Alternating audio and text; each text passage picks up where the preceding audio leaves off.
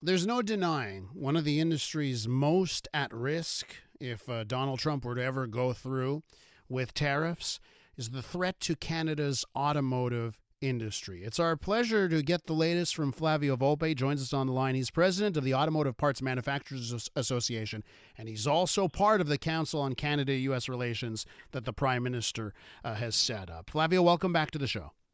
It's only Tuesday morning, just in case anybody's asking. What a week. What a week it's been over one day. Okay, so with that in mind, let me get your take on this. Okay, 30 days. I'm pausing for 30 days. I would think that you're looking at 30 days from now, as you know, the Premier of Quebec called it the sword of Damocles hovering above our head, or a dark cloud. How do you view that? What we're facing 30 days from now? We're in this unprecedented relationship with the head of our biggest ally and partner. Where in the past, you would have signed the Auto Pact in 1965 and revisited it in 1988, or you did the NAFTA in 1994 and you revisited it in 2016. Now we're revisiting almost daily. We have this almost weird stay of execution yesterday, and if anybody was shorting the market yesterday morning, they made a ton, and I say that tongue in cheek. Yeah. A month from now is really close to 2 months from now, which is when the president's executive order, the original one on Inauguration Day, said, look, we're going to do an investigation of the trade dynamics in Canada and U.S. and Mexico, and through a formal process, bring it back through the Department of Commerce. And, oh, by the way, let's try to pull the USMCA renegotiations early. I think all of these things are related. I wouldn't be surprised if a month from now, as we get close to a month from now, and by the way, if you look at the tweets from the two leaders, it said at least 30 days. Yeah. But then that turns into maybe we put it all together. I don't know, but it's crazy. So can I ask you to opine on this? Yeah. And I know this is a difficult question, but the true motivations here, because Sure. I hear tons of things, right? I hear this is just about squeezing every last dollar out of Canada. I hear this is about really, really forcing Canada to become the 51st state. I hear that this is much simpler. He made an election promise on fentanyl. That's the promise. What's your thinking on this? What is the true motivation here?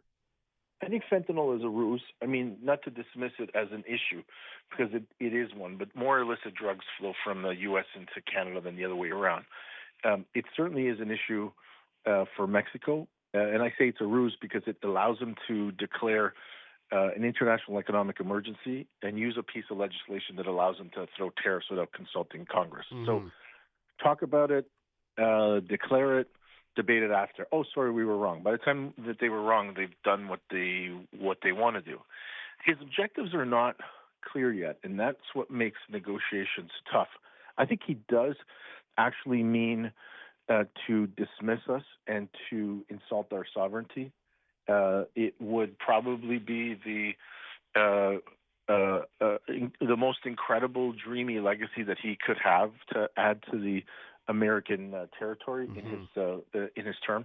I mean, there's only two ways to annex a country. One is send troops over the 49th, which is not going to happen. Or the other one, in the same way we did the original free trade agreement, is, make a proposal between the two of us to do free trade, and we would do our constitutional process, and they would do theirs. Frankly, I'm talking to you in Montreal.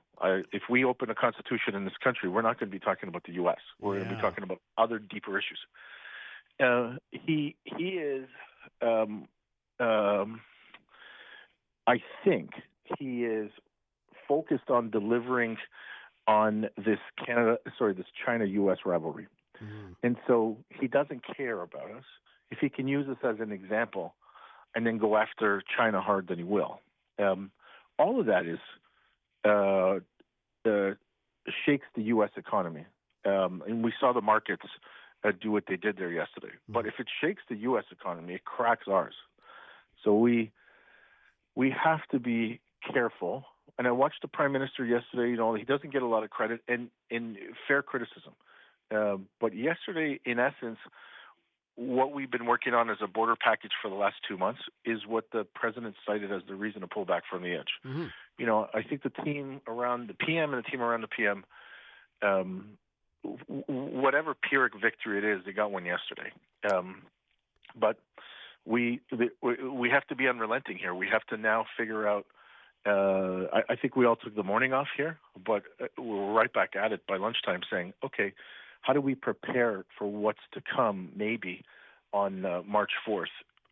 What happened materially yesterday, Elias, and the stuff that I'm looking at is we heard people like Senator Chuck Grassley, who is a very influential Republican senator from a farming state, say out loud when he didn't know we were coming back from the brink.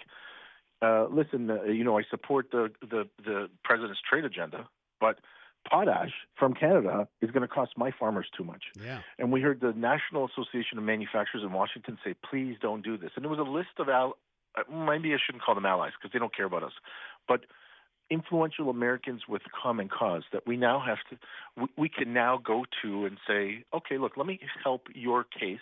You don't have to care about me. You don't have to care about Elias Makos. You don't have to care about anybody here. But yeah, you're right. That potash tariff is going to hurt you. So let me just ask you this on one last thing as to the message that's being sent around the world. Yeah. I was listening to, I wasn't listening, but I read the comments on the Hyundai earnings call last week, or it was just maybe 10 days ago. And one of the things their leadership said is, you know what, the way around all of these threats, put the production into the United States. Yep. I wonder how concerning that is, because if you got to expand here, if you got to make a new plant, you want to make a new factory, who's going to pick Canada instead of the United States in light of just the messaging? Forget about any tariffs. It seems like the message has been passed. Build your factories in the U.S. It's part of the reason why he climbed down yesterday from Canada and Mexico. The threat is having an effect. In our business and the companies I represent, anybody who has expansion plans is positive. But that's not what our objective is right now. Our objective is to make sure we bolster what we have and the people that work for us now. And if future expansion happens in the U.S. rather than here, well, you've had me on over the last 2 years of all these major investments that have happened in this country where we had our expansion run, and now we've got to hold. But it'll be an effort to hold as well. The tariffs will really shake the value proposition of anything that we have here, real tariffs. The threat? Well, the threat is making giants like Hyundai say, well, we're in the business of selling cars at a profit. Let's make sure that we make the right decisions. And a lot of those will go there. Flavio, we're going to have to leave it there. Always insightful, and I appreciate your analysis on this show and on social media. Appreciate it. Listen, I'm glad to have a free day today. Maybe I'll reconnect with my daughter in Montreal, who's hopefully listening or in class at McGill. So thanks for having me. Wonderful. Flavio Volpe right there, president of the Automotive Parts Manufacturers Association, also on that Canada-U.S. Relations Council the Prime Minister has set up.